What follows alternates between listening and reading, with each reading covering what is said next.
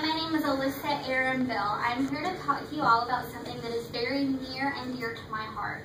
This year, the American Cancer Society estimates that 12,900 women will be diagnosed with cervical cancer, and about 4,100 of those women will die from it.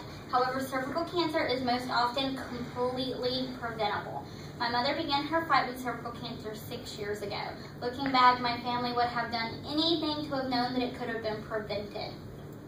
I had never even heard of cervical cancer until it was in my own home. I never want anyone else to have to be in that same position.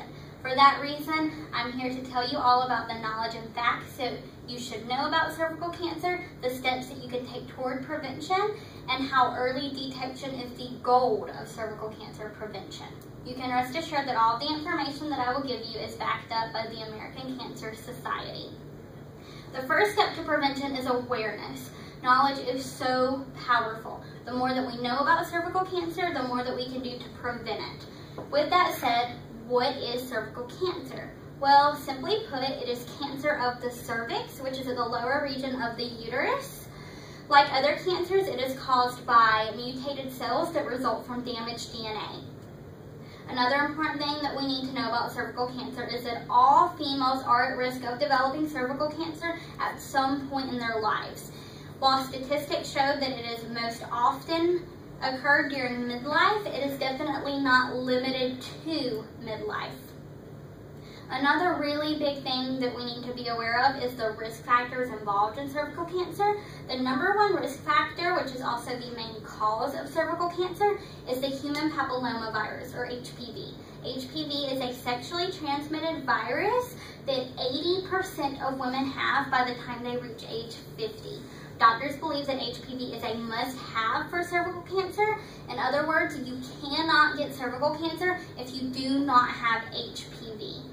However, every woman that gets HPV does not get cervical cancer, so there are other risk factors involved as well. Those risk factors can include smoking, long-term use of oral contraceptives or birth control, a poor diet, being overweight, previous infections of HIV or chlamydia, being younger than age 17 during your first pregnancy, poverty, or a family history of cervical cancer. Just because you have one or more of those risk factors does not necessarily mean that you will get cervical cancer. However, if you do have multiple of those risk factors, it is a great reason for you to really think about your current and future health and consider the preventative measures that are available.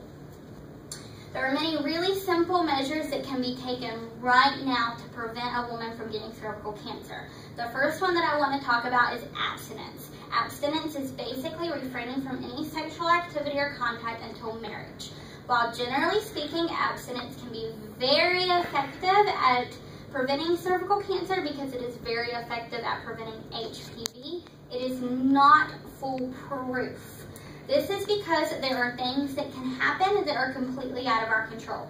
For example, what if your spouse cheats on you? What if the spouse that you chose to marry did not remain abstinent like you did? What if your marriage does not work out and ends in a divorce? What if you then get remarried? Or what if you get raped? No one plans on any of these things happening, but they do happen. So when we are talking about health, we really have to take them into consideration. Other methods that can be used can be just as simple as taking care of your health. You need to have a diet high in fruits and vegetables, you need to exercise regularly, and you need to stay clear from anything that could be detrimental to your health, such as smoking. Another really simple yet very effective method of preventing cervical cancer is practicing safe sex. The fewer partners that you have, the fewer risks you take at coming into contact with HPV. Also, the use of condoms can be great at helping you from contracting HPV. Again, though, they are not completely foolproof. One of the most recent methods of prevention that is now available is actually a vaccination called Gardasil. Gardasil vaccinates for 4 different types of HPV, 2 of which are HPV 16 and 18. These 2 alone cause 70% of cervical cancers. The vaccinations have been proven safe with no serious side effects or deaths ever being linked to them. They are normally given in a series of 3 different vaccines over a 6-month time period. You could take every single preventative measure that I have mentioned and still not be 100% guaranteed that you will not contract HPV and your cells will not mutate.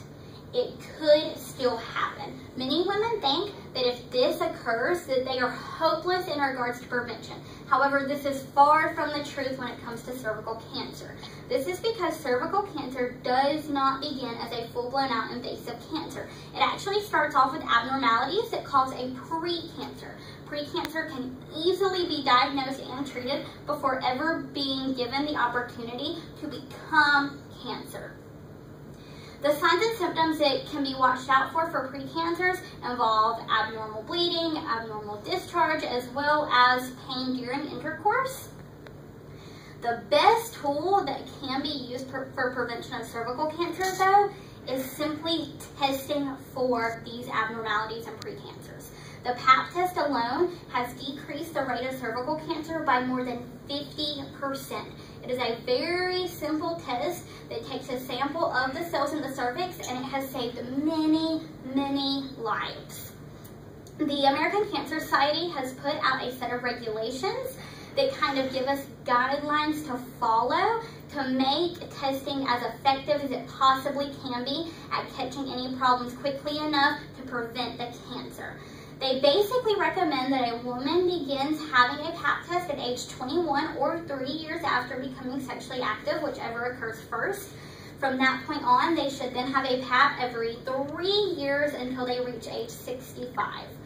I do not know that I could stress enough how important it is to catch any problems as quickly as possible. This is your key to prevention. However, I know that when you're not expecting cancer, it can be so easy to miss or ignore obvious signs and symptoms. It can be so easy to get caught up in life and not make the doctor's appointment for your routine testing. Anthony Del Monte made a great quote: "Cancer does not have a face until it's yours or someone you know." I want to remind you all that we are talking about your life here. The people that get cervical cancer are mothers, grandmothers, daughters, sisters, aunts, and best friends. It is so important that we know the risk factors and we know the facts. It is so important that we know the preventative measures that we can take as well as the options available to us, such as vaccines. It is so important that we keep up with routine testing and checkups just to be sure that everything is okay. I thank you all for listening today, and I will more than gladly answer any questions that anyone may have.